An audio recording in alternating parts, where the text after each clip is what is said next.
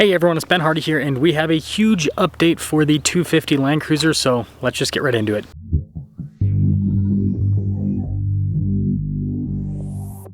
So first off, I just hit 8,300 miles. That means we've got 1,700 miles more to go before I give you guys the next update on the Land Cruiser. We're racking them up relatively quickly now. But much more important than the mileage is the fact that I have decided to keep the 250 Land Cruiser.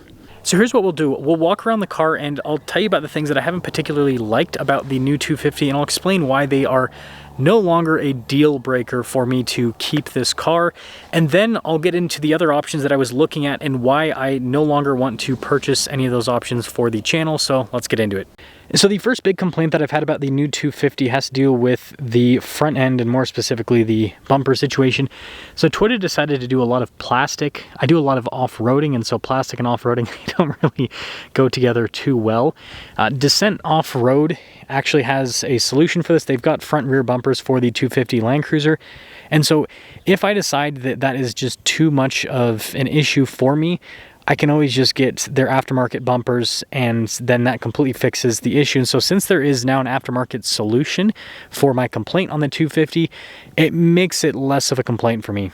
The next one has been the cargo storage. This has actually gotten in the way a couple times where I haven't been able to fit stuff into the back, but I have a few other vehicles that have bigger cargo areas than this just in totality. And so if I'm going to haul stuff around, I'm just going to use one of the other cars. And so this isn't, it's annoying, but it's not as big of an issue for me as it was before. Now, something that I didn't talk about too much, but I do need to talk about, is the fact that this cannot get a third row from the factory here in the US market. But again, my wife and I fixed that situation by getting a Sequoia, so that's no longer an issue. We have a 3-row SUV now. And this kind of goes along with the back seat space. This was an issue for me and my wife because we're using this to haul our kids around, and well, we have a bigger vehicle to do that, so back seat space, not a problem anymore. Now, the next big complaint has been the fuel economy and the fuel range. This actually just has current economy, so it's not going to show what I've been getting. I average around 17 miles per gallon in this 4-cylinder turbo hybrid, and then you can see that I'm not a full tank, but with a full tank of gas, I get maybe 240 miles of range, roughly. That's because it has a 17.9 gallon fuel tank. Now, these are still extremely annoying. However, I've just accepted the fact that I just have to go to the gas station more often. So what I normally do is I only go to like Costco or something like that in town.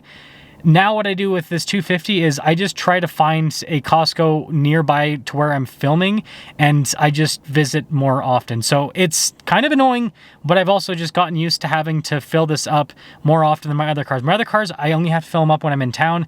This, I sometimes have to fill it up after I do a commute, so like while I'm still out at work, but not the worst thing.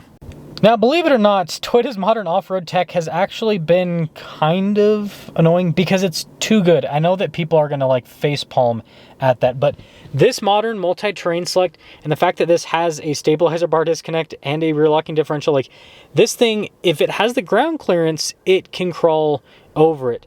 But it does make it so that off-roading is kind of boring because you don't really have to try with this car whatsoever. Something to note though, doing the manual stabilizer bar disconnect can get a little bit annoying off-road because like the Lexus GX sibling vehicle to this just has EKDSS. It does everything for you, but not the worst thing, so that's not actually a complaint for me. But it is something to note that some of you might not like. But yeah, all this modern off-road tech, I mean, Toyota's just knocked out of the park, but it means that you really have to like put this vehicle in pretty crazy situations to actually be able to push it. Otherwise, it just makes mincemeat out of everything off-road.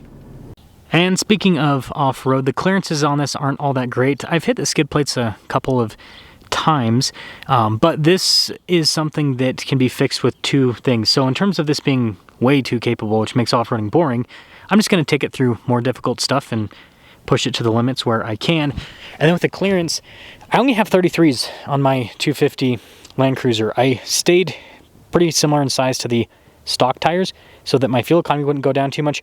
But since I get crappy fuel economy anyways, I think I'm going to jump up to 34s. Now, let me know in the comment section below if those are going to rub. I don't think they will. I mean, I have quite a bit of room here in the front where it would rub with these 33s. So I think if I size up to a 34 or like just below a 34, I think I'll be fine size-wise. I do have a plus 25 offset on the wheels, which if you do a more aggressive offsetting wheels, it does mean that you cannot fit as big of a tire because the wheel swings wider. So yeah, let me know on that if you guys happen to know. So let's now talk about the different options that I was looking into, split them up into two different categories, trucks versus SUVs. A lot of people have been asking why I have only SUVs on the channel, and it just comes down to interest on YouTube. People aren't all that interested in sports car content. Like, the people that like sports cars will watch the content, but it's a very small audience compared to trucks and SUVs.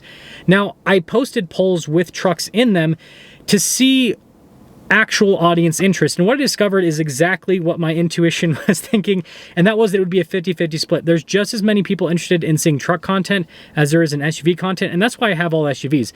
I know that some people would say, well, you'd want to have one of each, and I do think that's a logical conclusion, but what I've discovered is I can get just as many YouTube views if I only own SUVs or if I only own trucks, basically. So those are the two routes. And with all the different vehicles, like, I guess we'll just quickly go through them. So with the trucks, my personal preference, if I was going to buy a truck for the channel, I know a lot of people aren't going to like this, but would be a Toyota Tundra TRD Pro. I think that it gets a lot of hate from truck people, so it would be fun to do a long-term series on it, or even like a Silverado ZR2 Bison. Those also don't get a lot of love from the truck community because everyone that is into off-road trucks wants TRX or Raptor, right? But you guys obviously chose Raptor R, and I think it's a really cool truck, but in terms of doing a long-term test on it and everything, I think it's completely unnecessary. I actually have a friend that owns a 2024 Raptor R, and so I'm going to be talking to him relatively soon because he just hit, I think, over 10,000 miles probably about a month or two ago in his Raptor R. And so I'm going to do a video with him for him to talk about his ownership experience with the Raptor R. So that'll save me a lot of money with having to buy that vehicle. But just in general with trucks, I just don't need one. I can do everything that I need to do with an SUV. It just fits my lifestyle better, and then it gets just as many YouTube views. But if I were to do a truck, that's the one that I would pick, but you guys just don't have a lot of interest in it. Now, when it comes to SUVs, really, we had a couple of non-Toyotas, and then most of the SUVs I suggested were Toyota SUVs. Reason being, they do great content-wise, and they also just happen to have things that fit my personal needs. So the non-Toyota SUVs, first off was Mercedes G-Wagon. I only posted this because a lot of people requested that I put it in the polls, and so I did. Not a lot of you voted for it, and thank you for not voting for it, because I think the Grenadier is basically a G-Wagon, just doesn't have all the luxury features.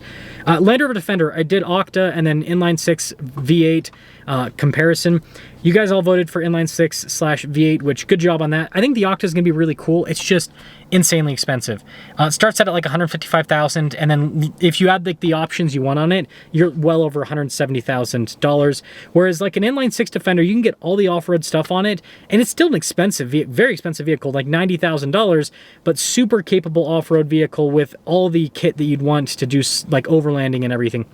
And then it came to the Toyota SUVs, Sequoia, Lexus GX, Lexus LX, and then, you know, keeping the Land Cruiser.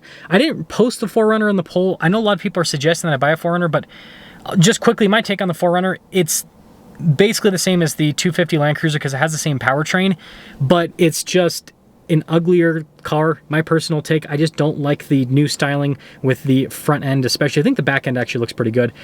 And yeah, I don't know. It's like I would rather just keep driving this if it comes to the 4Runner. With the Lexus GX, I've talked about this extensively. I hate the interior layout. I do not like the exterior styling. I think it's the ugliest out of the bunch. There's a lot of people that think that it's the best looking, but like when you actually see them side by side, this is just my personal take. Despite all the plastic, the Land Cruiser looks the best. The 4Runner is probably the second best. The Lexus LX is the third, and then the Lexus GX is the ugliest. The light bar on the back just doesn't work at all, and then the whole front end design it looks funky. It's also the proportions. I'm a big proportion person, and I think the proportions on the GX, they look okay on camera, but in person it just looks really, really awkward. So in conclusion, what I discovered from all the polls and everything is that you guys have a love affair with the GX. You all want me to long-term test a GX. So I'm going to meet you guys in the middle. I'm going to long-term test the Toyota 250 Land Cruiser. I'm just going to keep the Land Cruiser.